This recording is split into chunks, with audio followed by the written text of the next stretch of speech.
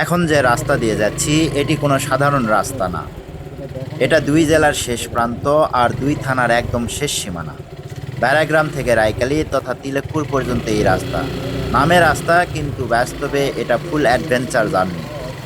রাস্তার অবস্থা এমন, দেখলেই বুঝতে পারবেন, কোথাও গর্ত, কোথাও ভাঙ্গা, কোথাও আবার এমন উঁচু নিচু, মনে হয় গাড়ি না, আমরা যেন খাদে নামতেছি আর একটু পরেই পাহাড়ে উঠতেছি। সত্যি বলতে দেশের বেশিরভাগ বর্ডার এলাকার চিত্র এমনই। অবহেলা, কষ্ট আর একটু মানিয়ে নেওয়ার গল্প লুকানো থাকে এই সব রাস্তাগুলোর ভিতরে। এই এলাকার মানুষজন প্রতিদিন এই রাস্তা দিয়ে চলাফেরা করে, কিন্তু কষ্টটা বোঝার মতো কেউ যেন ঠিক মতো নেই। আমাদের দেশের নতুন সরকারের কাছে একটাই প্রত্যাশা থাকবে, এই সব প্রান্তিক এলাকার রাস্তাঘাট, হাট বাজার, এমনকি সাধারণ মানুষের মৌলিক চাহিদার দিকেও একটু বিশেষ নজর দেওয়া হোক।